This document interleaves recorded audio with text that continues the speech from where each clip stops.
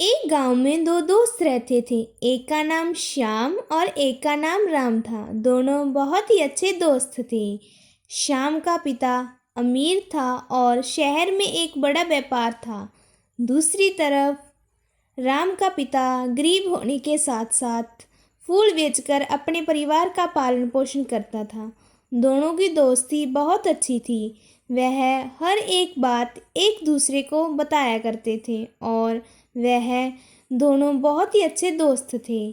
श्याम का पिता उसके लिए एक बड़ा घर छोड़कर गया था और एक व्यापार। दूसरी तरफ राम वही फूल बेचकर अपने परिवार का गुजारा किया करता था। राम हिसाब किताब में बहुत अच्छा था।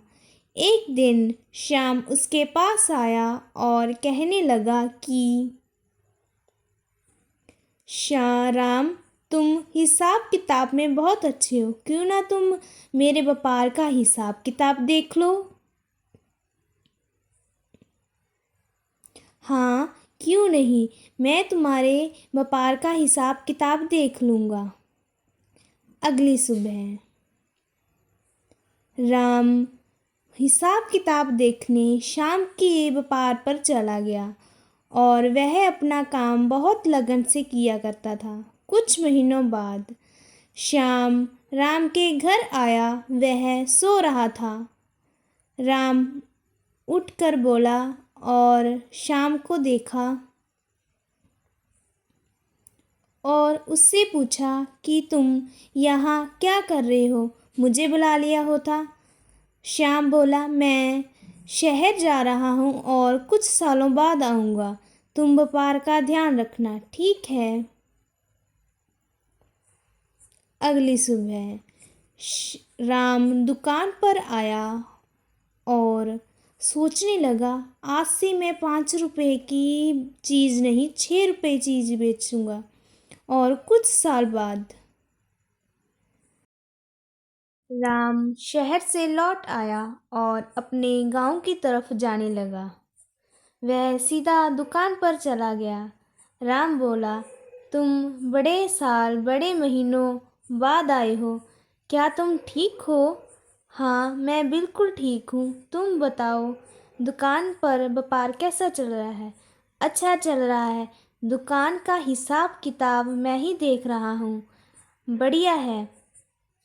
एक दिन किसान श्याम के पास आया और कहने लगा, सेठ, मुझे व्यापार के हिसाब किताब में कुछ गड़बड़ लगती है।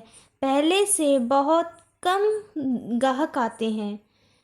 श्याम बोला, ऐसा नहीं, राम हिसाब किताब अच्छा करता है और वह हिसाब किताब में बहुत अच्छा है। नहीं नहीं, ऐसी मैं नहीं कह रहा, चलकर देखते हैं। वह दुकान की तरफ जाने लगे और राम दुकान में ही था। श्याम बोला, राम, किसान कह रहा है कि हिसाब किताब में कुछ तो गड़बड़ है। तुम मुझे सच बताओ, क्या तुम हिसाब किताब में कुछ गड़बड़ कर रहे हो?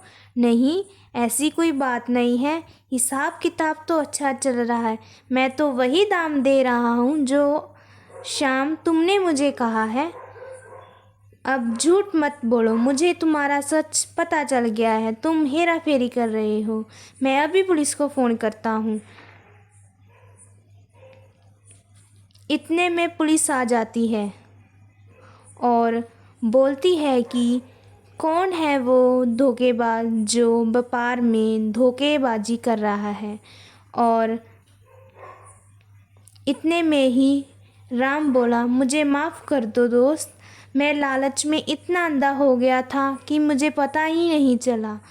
श्याम बोला, आज से मैं तुम्हारा दोस्त नहीं, हमारी दोस्ती आज से ही ख़त्म होती है।